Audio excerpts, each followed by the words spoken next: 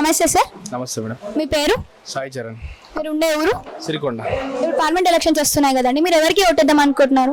Bajireddy Govardhan car గుర్తు కోటేద్దాం అనుకుంటున్నాం madam. ఎందుకండి కారు గుర్తుకు ఓటేద్దాం అనుకుంటున్నారు? ఎందుకంటే ఆయన అనుభవం ఉన్న నాయకుడు. ఒక సర్పంచ్ నుంచి 4 నియోజకవర్గాల్లో పోటీ చేసి 4 సార్లు ఎమ్మెల్యేగా ఎదిగిన వ్యక్తి. ఆయన ప్రజల మనిషి, ప్రజల సంక్షేమం కోరుకునే వ్యక్తి, ఎల్లప్పుడూ ప్రజల్లో ఉండే మనిషి. అందుకోసం ఆయన ఏం సహాయపడ్డారు? ప్రజల్లో ఉండే మనిషి కదా, మీ ప్రజలకు ఎలాంటి విధంగా సహాయపడ్డారు?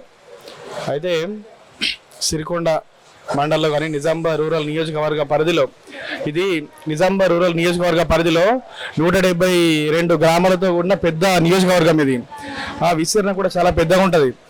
ఆయన అలుగు పెరగకుండా ప్రతిరోజు ప్రజల చేతుల్లో ఉంటుండే ఎంతో మందికి ఎల్ఓసీలు, సీఎంఆర్ఎఫ్లు, కళలక్ష్మి చెక్కులు, చాలా మందికి తన హెల్ప్ చేసిండు. చదువుకునే పిల్లలకు కానీ, క్రీడాకారులకు కానీ చాలా మందికి హెల్ప్ చేసిండు. కాబట్టి ఆయన ప్రజల సంక్షేమం కోరుకునే వ్యక్తి కాబట్టి ఆయనకు మేము ఓటు వేయాలనుకుంటున్నాం. కాంగ్రెస్ పార్టీ కూడా ప్రజలకి ఫ్రీ బస్ అని, కరెంట్ బిల్ అని అవి కూడా చేసింది కదా ప్రజలకు కాంగ్రెస్ పార్టీ. మీరు కాంగ్రెస్ పార్టీకి ఎందుకు వేయద్దు అనుకుంటున్నారు? కాంగ్రెస్ పార్టీ వాస్తవంగా గెలవలేదు. జనాలు మోసపోయి వాళ్ళని గెలిపించిళ్ళు. ఏంటంటే కేసీఆర్ గారు 200 పెన్షన్ ఉన్నప్పుడు 2000 పెన్షన్ చేసిళ్ళు. అట్లాగే అసలు భారతదేశం మొత్తం మీద ఏ రాష్ట్రంలో కూడా కళ్యాణలక్ష్మి అనే స్కీమ్ అసలుకే లేదు. మరి కేసీఆర్ గారు మరి నిరుపేద కుటుంబాల్లో ఉన్న మహిళల గురించి, కుటుంబ పెద్దల గురించి ఆలోచించి మరి కళ్యాణలక్ష్మి అనే ఒక స్కీమ్ పెడితే, ₹1,00,000 స్కీమ్ పెడితే, మరి ఈ దొంగ కాంగ్రెస్ నేతలు ఏం చేయాలంటే మరి జనాలతోని ఓట్లు వేయించుకోవాలి అంటే, కేసీఆర్ని ఓడగొట్టాలంటే దొంగ హామీలు ఇవ్వాలని చెప్పేసి ₹1,00,000తో పాటు మేము తులం బంగారం ఇస్తామని చెప్పి నమ్మించడం వల్ల ఈరోజు జనాలు వాళ్ళకి ఓటేయడం జరిగింది. అట్లాగే రైతులకు రైతు బంధు బోనస్ ఇంకా ₹5,000 పెంచుతామని చెప్పేసి చెప్పడం వల్ల కూడా వాళ్ళు ఓటేయడం జరిగింది. ఇలా చాలా నిరుద్యోగులు కూడా నిరుద్యోగ ఇస్తామని చెప్పిళ్ళు. అలాగే ప్రతి ఇంట్లో ఒక మహాలక్ష్మి అనే పథకం పెట్టి లేడీస్కు 2,000 పెన్షన్ ఇస్తామని చెప్పిళ్ళు. ఇవన్నీ చెప్పడం వల్ల వాళ్ళు విని జనాలు మోసపోయి వాళ్ళకి ఓటేసిళ్ళు. ఈ 3-4 నెలల కాలంలో కేసీఆర్ గారు ఉన్న 10 సంవత్సరాల కరెంటు పోతేనే వార్త, ఇలా కరెంట్ ఉంటే వార్త అనే పరిస్థితి ఏర్పడ్డది ఈ తెలంగాణ ప్రాంతంలో. మరి బీఆర్ఎస్ పార్టీ ప్రభుత్వం ఉన్నప్పుడు ఐటీ హబ్లు అని చెప్పేసి ఎంతో మందికి నిరుద్యోగ యువతకు ఇక్కడ నిజామాబాద్లో కూడా ఏర్పాటు చేసి మరి ఉపాధి కల్పన కల్పించిళ్ళు. మరి ఈ కాంగ్రెస్ పార్టీ వచ్చి 3-4 నెలలు అవుతుంది. 3 నెలల నుంచి ఎలాంటి కూడా అసలు ఏం పాలన లేదు. రోడ్డు మీద జనాలు తిట్టుకుంటున్నారు. ఓటేసిన వాళ్ళే మా చెప్పుతో మేము కొట్టుకోవాలా, కాంగ్రెస్ పార్టీకి ఓటేసినందుకు మా చెప్పుతో మేము కొట్టుకోవాలని చెప్పేసి జనాలు ఓటర్లు అక్కడ మాట్లాడుతున్నారు. మీరు కావాలంటే ఒకసారి మీరు పర్సనల్గా వెళ్ళి ఎక్కడైనా పెద్ద మనుషుల దగ్గర మీరు వినండి, మీకు అర్థమవుతుంది కాంగ్రెస్ వాళ్ళు ఎంత దారుణంగా ఘోరంగా ఉంది. వాళ్ళు పెట్టిన ఫ్రీ బస్సు అని ఒకటి మీరు అంటున్నారు కదా, ఫ్రీ బస్సు కూడా అంటే వీళ్ళు పెట్టిన 420, కాంగ్రెస్ పార్టీ 420, ఆ రేవంత్ రెడ్డి అనే వ్యక్తి 420, వాళ్ళు ఇచ్చిన హామీలు 420. కాబట్టి వాళ్ళ హామీలను ఎవరు క్వశ్చన్ చేద్దని చెప్పేసి ఈ ఫ్రీ బస్ అనేది ఒకటి పెట్టి జనాలు మొత్తము దాని మీదకి మలిపిల్లు అంతే. ఆ ఫ్రీ బస్ అందరిలో చూస్తుంది తప్ప మీరు ఫ్రీ బస్సు ఒక బస్సు దగ్గర మీరు చూడండి ఎట్లుందంటే పరిస్థితి. ఆడవాళ్ళు ఘోరంగా కొట్టుకుంటున్నారు. మీరు చూస్తున్నారు కదా, ఆడవాళ్ళు ఘోరంగా కొట్టుకుంటారు. టికెట్ ఉన్న మగవాళ్ళు కూర్చోడానికి సీట్ కూడా లేని పరిస్థితి. ఫ్రీ బస్ అనేది అటర్ ఫ్లాప్, ఫెయిల్. ఆర్టీసీ అనే సంస్థ పూర్తి నష్టాల్లో ఉంటే ఇప్పుడు ఎంపీ అభ్యర్థి ఎవరైతే బాజిరెడ్డి గోవర్ధన్ సార్ ఉన్నారో అప్పుడు ఆర్టీసీ చైర్మన్ గా ఉండి నష్టాలు ఉన్నదాన్ని లాభాల్లో వాటికొచ్చి అందులో ఉన్న కార్మికులందరినీ గవర్నమెంట్ చేసే దిశగా కేసీఆర్ గారికి సూచనలు ఇచ్చి, సలహాలు ఇచ్చి మరి వాళ్ళని పర్మనెంట్ చేసే దిశగా చేస్తే ఈ ఆర్టీసీని మొత్తానికే గంగల కలిపే ప్రయత్నం చేస్తుండు మన Revanth Reddy. BJP digital currency అని పెట్టారు కొత్తగా, అది కూడా ప్రజలకు హెల్ప్ చేస్తుంది కదా బీజేపీ పార్టీ కూడా. మరి దానికి ఎందుకు వేద్దాం అనుకుంటున్నారు?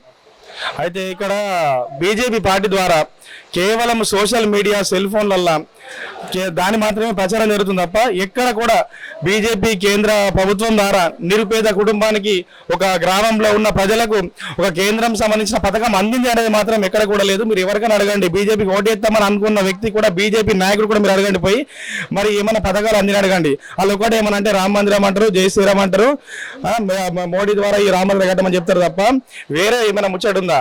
అసలు ప్రధానమంత్రి చేయాల్సిన పని ఏంది? అసలు కేంద్ర ప్రభుత్వం ఆలోచించాల్సిన విధానం ఏంది? ఇది భారతదేశము, అన్ని కులాలు, అన్ని మతాలు అందరుండే దేశం. ఇది అందరు అభివృద్ధి కోరుకోవాలా. భారతదేశంలో నిరుద్యోగం గురించి మాట్లాడాలా, భారతదేశంలో ఉన్న మరి ఆహారం లేక ఎంతమంది నిరుపేదలు చనిపోతులో మాట్లాడాలా, మన డెవలప్మెంట్ గురించి మాట్లాడాలా. ఇవన్నీ ఏం లేవు. కేవలం ఇక జై శ్రీరామ్ హిందూ ముస్లిం గొడవ లొల్లి పెట్టాలా, ఇదే ఉంటది. అంతకు మించి ఏం లేదు. ఇక్కడ ఇక్కడ మన రీసెంట్గా గెలిచిన బాండ్ పేపర్ రాసిచ్చి దొంగ హామీలు ఇచ్చి గెలిచిన అరవింద్, ఆయన ఆయన మాట్లాడితే ఒక అబద్ధం, నోరిప్తే అబద్ధం, కేవలం బాల్కనీలో బాత్కడానికి మాత్రమే పనిచేస్తాడు ఆయన.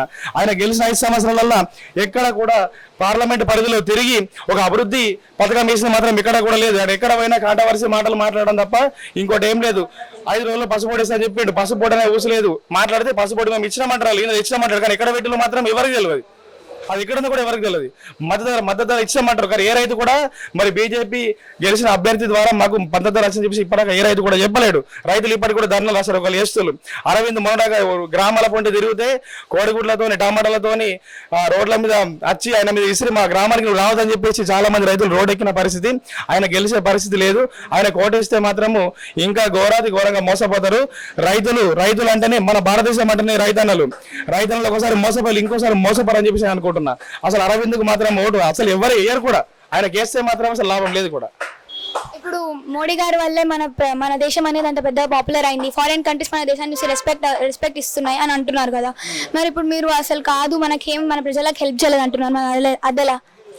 మోడీ గారు ఏం చేస్తున్నారంటే ఆయన జీవితం ఈ 9, 10 సంవత్సరాల ఒక్కరోజైనా ప్రెస్ మీట్ పెట్టిండా? ఒకరోజు ప్రెస్ మీట్ పెట్టి ప్రెస్ వాళ్ళు అడిగే క్వశ్చన్లకు ఫస్ట్ ఒకసారి ఆన్సర్ ఇవ్వమనండి. భారతదేశం ఏం జరుగుతుందో ఫస్ట్ తెలుసుకోమనండి. ఆయన ఏదో పక్క దేశంలోకి పోయి ఆడ 2-3 ఫోటోలు వీడియోలు తీసుకొని బయటకు ఎక్స్పోజ్ చేయగానే మన భారతదేశం బయటకు వచ్చినట్టు కాదు. అసలు ఆయన ఎక్కడ ఇప్పటిదాకా ఆయన సొంతం గుజరాత్ లో కూడా మన ఆయన శివయాత్ర ఆయన ఫోటో పెట్టి దహనం వేస్తున్నారు ఆయన సొంత గుజరాత్ లో కూడా. అటువంటి పరిస్థితి ఉన్నది. ఎంతమంది పంజాబ్ నుంచి పోయి ఎంతమంది రైతులు ఢిల్లీలో ధర్నా రసం వెళితే ఎంతమందిని కాల్పులు జరిగి చంపించిళ్ళు. వీళ్ళు ఆయన ద్వారా ఏం డెవలప్మెంట్ లేదు, కేవలం షోప్టాప్ వేయడానికి తప్ప మోడీ పాలన మన భారతదేశానికి అతిపెద్ద హానికరం. ఇంకా కొద్దిమంది మాట్లాడుతున్నారు రాజ్యాంగాన్ని ఒకవేళ ఇప్పుడు 400 సీట్లు వస్తే రాజ్యాంగ సవరణ వేస్తామని చెప్పేసి అంటున్నారు. బాబాసాహెబ్ అంబేద్కర్ గారు తన కుటుంబం చనిపోతున్నా కానీ ఇంత పెద్ద అఖండ భారతదేశానికి మంచి రాజ్యాంగం అందించాలని చెప్పేసి ఎంతో కష్టపడి ఇంత పెద్ద రాజ్యాంగాన్ని అందిస్తే వీళ్ళు ఒకటొకటిగా వాళ్ళ రాజ్యాంగం మొత్తం లేకుండా వేసే పరిస్థితి చేస్తున్నారు. నిరుపేదలకు ఎలాంటి పథకాలు అందకుండా చేస్తున్నారు. ఎస్సీ, ఎస్టీ, బీసీ మైనార్టీలను అనదొక్కాలని చూస్తున్నారు. వీళ్ళ ద్వారా ఎటువంటి కూడా లాభం లేదు.